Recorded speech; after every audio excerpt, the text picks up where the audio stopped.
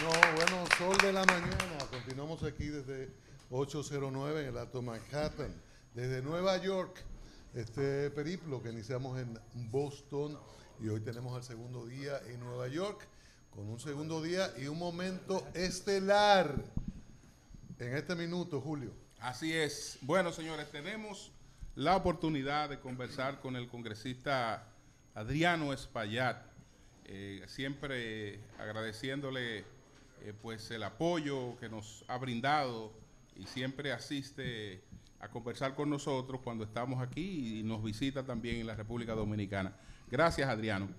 Buenos días, ¿cómo estás? Bien, gracias a todos y espero de que sigan visitando, aunque no me han visitado en Washington, ¿verdad? ¿Cómo no? Ahí lo estamos esperando todavía. Adriano, bueno, vamos a empezar, Adriano, con este lamentable caso del atentado del que ha sido víctima David Ortiz. ¿Qué impacto entiende que ha tenido esto? ¿Qué te preguntan a ti sobre nuestro país? Bueno, ha tenido naturalmente un impacto dramático, ya que David Ortiz es marca país, ¿verdad? Incluso él estuvo con nosotros el año pasado en el Capitolio, donde visitó a la líder demócrata Nancy Pelosi, estuvo conmigo allá. Y todo el mundo esta semana se pasó, todos los congresistas de ambos lados, republicanos como demócratas, estuvieron preguntándome cómo él estaba, cuáles eran las condiciones. Todo el mundo preocupado y muy solidario con él. Así que el incidente tuvo un impacto más allá de la violencia, ¿verdad? A lo humano, porque me parece que él es una persona que genera muchos afectos a favor de él por su manera de ser jovial, solidario, etcétera. Congresista, ¿cómo impactaría esto a partir de hechos que se han resaltado, sobre todo en los Estados Unidos, sobre situaciones con turistas en la República Dominicana? Por aquí hay, uno ha habido que hay otro tipo de lectura. En este caso ocurre lo de David. ¿Usted cómo ve todo esto de forma completa? Eso es como echarle gasolina al fuego, ¿verdad? Exacto. Desafortunadamente, con todo lo que ha surgido en torno al turismo, que suceda esto con David Ortiz, que es un incidente violento, entonces naturalmente no es favorable para el país, pero yo opto a esperar los resultados de la investigación. Yo sé que la FBI también está colaborando con las autoridades dominicanas. Yo creo que firmemente que en cualquier caso que envuelva a un ciudadano norteamericano donde exista la posibilidad de violencia, que debe haber como un acuerdo de colaboración entre las autoridades dominicanas y la FBI para asegurar de que se llegue a lo más profundo del asunto y que pueda haber una especie de recuperación de la confianza de la ciudadanía en torno a las agencias de la paz. Hay senadores de los Estados Unidos que se han pronunciado, en específico 2, sobre el tema de la reelección en la República Dominicana. Desde allá, desde el Congreso, han enviado misivas, cartas, donde fijan una posición. ¿Cuál es su opinión sobre esto? No, mi opinión está documentada. Yo creo que en Washington nosotros siempre opinamos sobre asuntos de otros países, particularmente el Comité de Relaciones Exteriores, al cual yo pertenezco.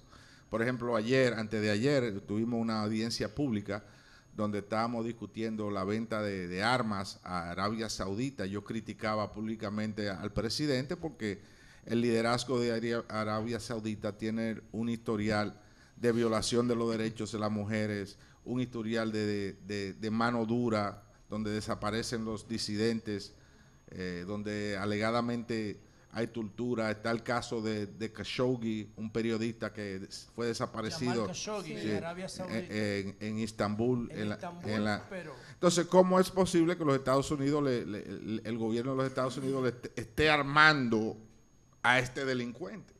Entonces, nosotros opinamos de eso, opinamos sobre Maduro, opinamos sobre todas las partes del mundo y naturalmente tenemos el derecho también a opinar sobre la República Dominicana. ¿Usted ha escuchado en los caucus que se ha hablado algo más de la República Dominicana sobre este tema? ¿Algún otro senador que tal vez? Sí, la verdad es que en el tiempo que tengo ahí, que ya viene a 4 años, yo nunca he escuchado ninguna crítica favorable ni no favorable sobre la República Dominicana, pero hay representantes, como es el caso de estos senadores, que han optado a criticar cualquier Marco país Rubio y Bob sí, Menéndez. cualquier país del mundo que realmente opte a reformar la Constitución con un sentido de reelección. Entonces ellos lo han hecho con Egipto y con otros países y es ya prácticamente un comportamiento constante de ellos, de criticar cualquier tipo de reforma. Entonces, eso es un asunto interno para mí, ¿verdad?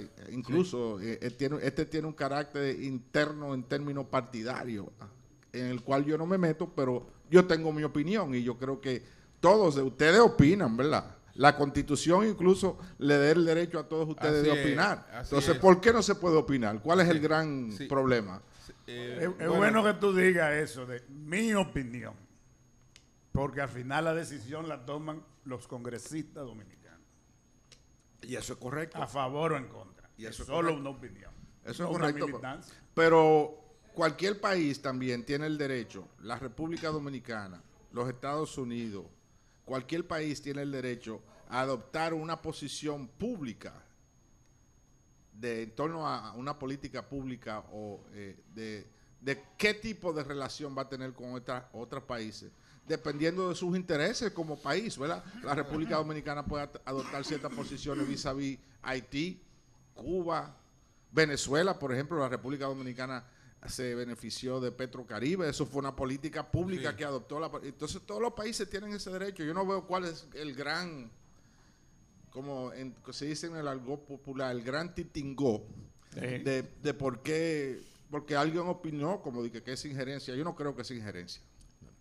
Adriano, el presidente, bueno, desde la cumbre de Mar-a-Lago, el presidente que fue esta cumbre que celebró el presidente Trump con varios presidentes de la región, ahí se establece un programa de asistencia y apoyo económico para la región que no existía desde los tiempos de Reagan.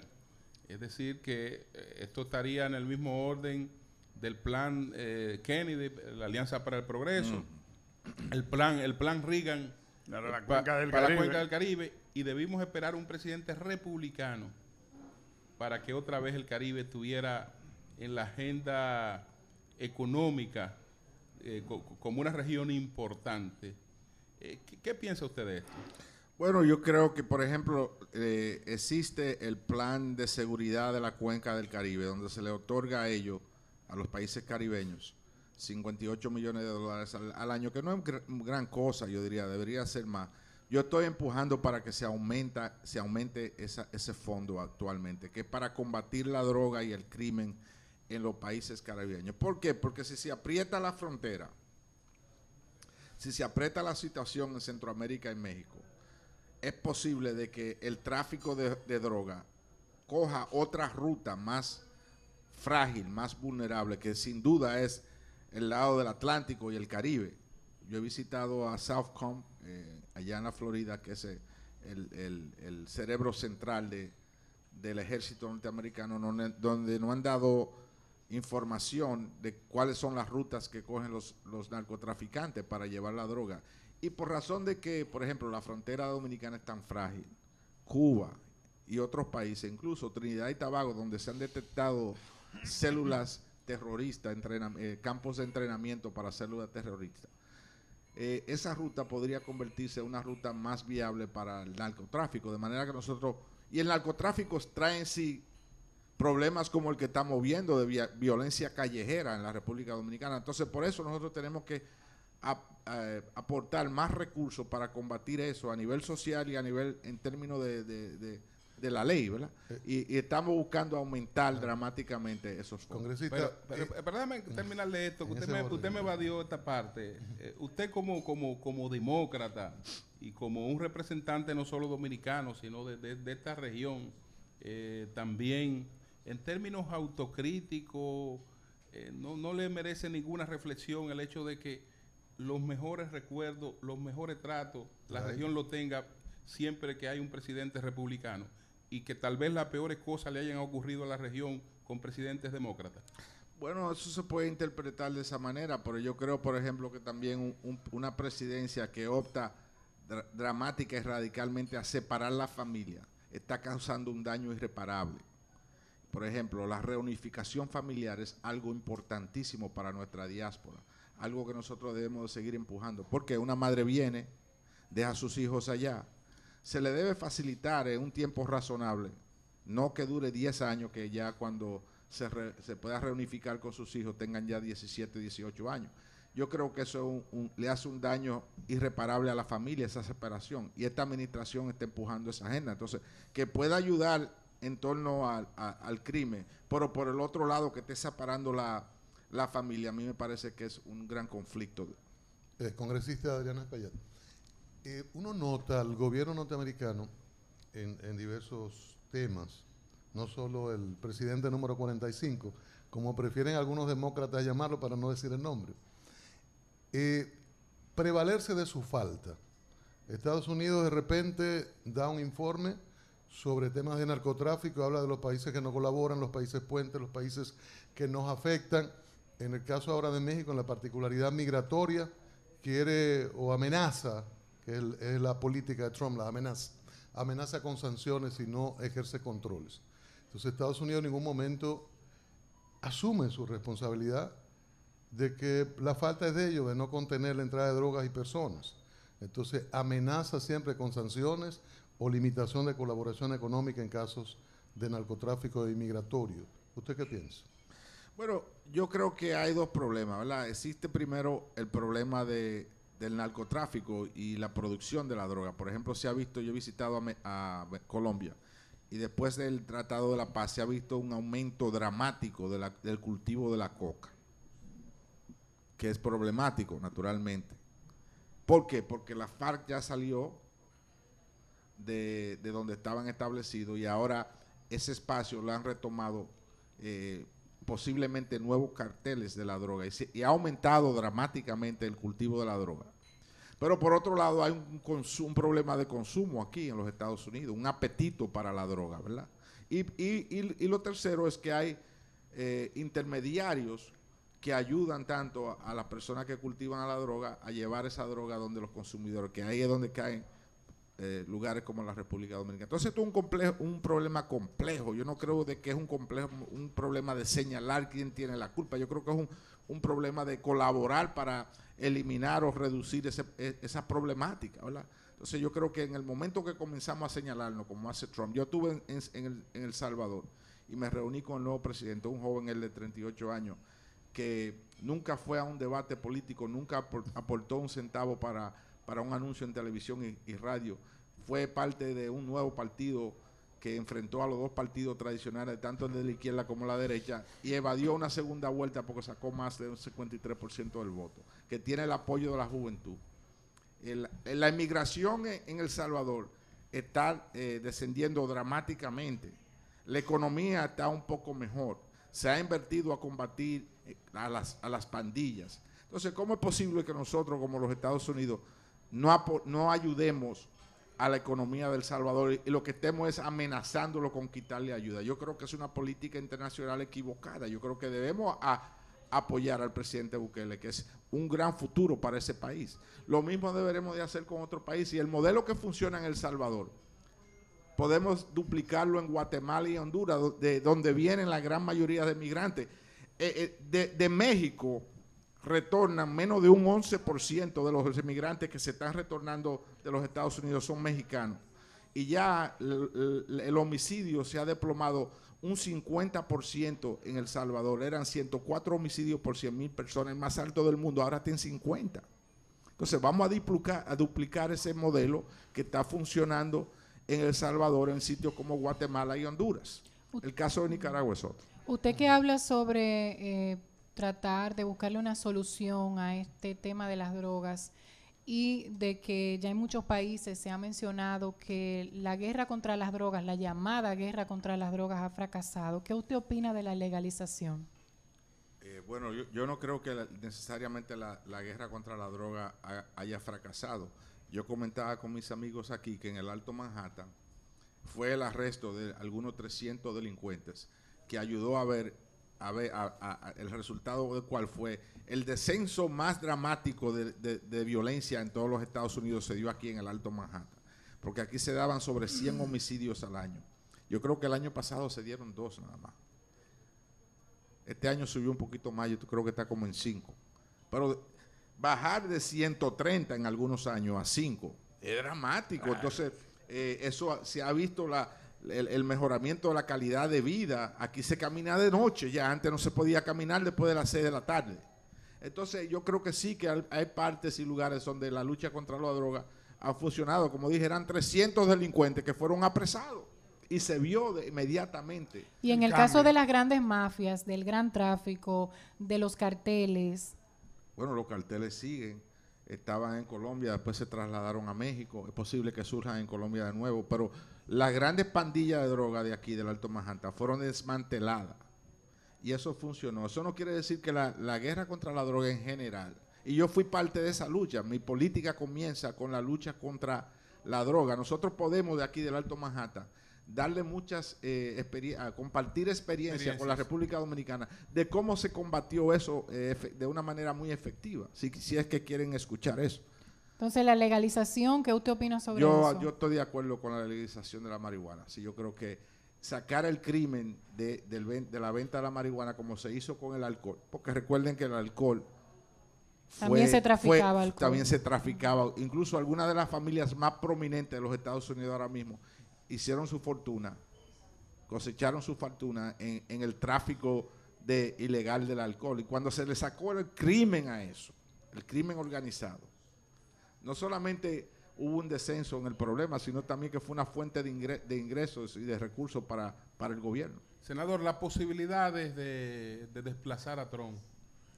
Las encuestas hasta ahora dicen que Biden marca a la 53-40, la última. Marca por delante de él, pero ¿hay posibilidad realmente de construir una candidatura? Todos los candidatos, los primeros 5 candidatos en las encuestas de nuestro partido, todos marcan en las encuestas también que están por encima de Trump por más de un 50%. Naturalmente falta un año para más. ¿Y cuál usted cree que definitiva sea el que tenga mayores posibilidades? ¿A quién está apoyando usted? No me tire curva, tírame Es muy temprano. ¿Va a esperar que los acontecimientos se sigan desarrollando? Yo creo que sí. Bueno, yo me voy a reunir con Mayor Pete. Ya me reuní con Bernie Sanders y con Gillibrand. Y yo espero reunirme con cada uno de ellos, incluyendo con Biden, quien es el que está en la delantera. Y vamos a ver quién ofrece más para nuestra comunidad. ¿Y en qué está? ¿Cómo así? ¿Cómo que quién ofrece más? ¿Quién tiene una plataforma que nos puede... que sea más conveniente. Que sea más conveniente para mi distrito, sí. ¿Y Hillary Clinton en qué está? ¿Está apoyando a algunos de estos candidatos? ¿En qué está ella? Vuelve. No, ella no vuelve como candidata, pero yo creo que ella jugaría algún papel dentro de la candidatura del candidato nuestro nominado para el partido. ¿Y el presidente Obama? Una estrella. ¿Qué peso tiene? Una estrella, y Michelle Obama. Yo siempre aspiraba a que ella fuera candidata, pero luce como que no. ¿Está preparado los Estados Unidos para una mujer dirigiendo? Naturalmente que sí. Llevamos un hombre negro. Imagínate tú, de la esclavitud a la Casa Blanca. ¿Podría ser ahora, en el 2020? ¿Pero tú crees que eso es un gran país que pueda llevar a alguien de la esclavitud a la Casa Blanca? ¿Podría ser ahora? Claro, ¿por qué no? ¿Cuáles candidatas pudieran tener ese perfil? ¿Cuáles Warren, mujeres? Elizabeth Warren, la senadora, está repuntando en las encuestas. Yo creo que le está pisando los talones a Bernie Sanders. Podría ser un equipo también de Biden con una mujer. Congresista Adriano Espaillat, el Partido Demócrata está curado para evitar cualquier interferencia tecnológica, cualquier hackeo. Buena pregunta. Me tiraste otra curva. Nosotros nos estamos preparando, pero de acuerdo a los expertos, ¿verdad?, con quien yo me he reunido, es prácticamente casi imposible prevenir un hackeo. Déjame darte un ejemplo. Yo creo que ustedes entienden esto. Yo me fui de vacaciones, me llevé un bultico Y cuando pasaba por los rayos X en el aeropuerto, me dice la persona, ¿qué tú tienes ahí? Yo digo, el reporte Mueller. Y él se asustó, no lo creyó, yo le abrí. Entonces yo lo leí durante una semana que estuve fuera. Los rusos comenzaron a llegar aquí a coger sondeos del asunto, aquí en los Estados Unidos, en el 14. A través de las redes, organizaron grandes movilizaciones, mítines grandes en oposición a Hillary y esto lo dice el reporte Mueller, en oposición a Hillary y a favor de Donald Trump. Contrataron artistas, mujeres, para que se disfrazaran como Hillary en uniforme de presos, en jaula. Para ridiculizarla. Para ridiculizarla. En diferentes estados convocaron grandes movilizaciones. Hackearon la Junta de Elecciones de muchísimos estados y hackearon incluso las compañías que construyeron el software de los sistemas electorales de todo ese estado. O sea que la compañía que vendió el software del sistema electoral de Nueva York fue hackeada por los rusos. Ellos tienen esa información.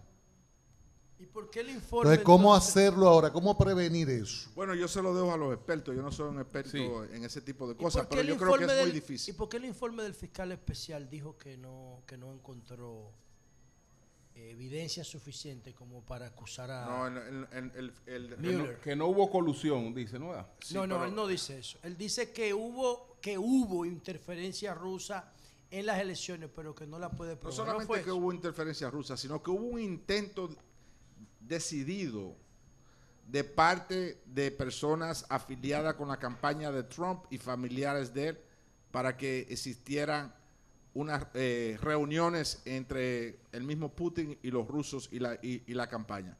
Pero en ningún momento, por ejemplo, el reporte dice que no hubo obstrucción de justicia. Por eso sigue la investigación. Y, por ejemplo, tampoco en ningún momento, yo creo que esto es una primicia, hubo una información decidida sobre la violación de una de las cláusulas más importantes de la Constitución, que es the Emoluments Clause, donde dice que Donald Trump, como presidente, no se puede enriquecer de un estado extranjero, de un rey o un príncipe. Así lo dice la Constitución. Sin embargo, Donald Trump tiene inversión en Cap Cana.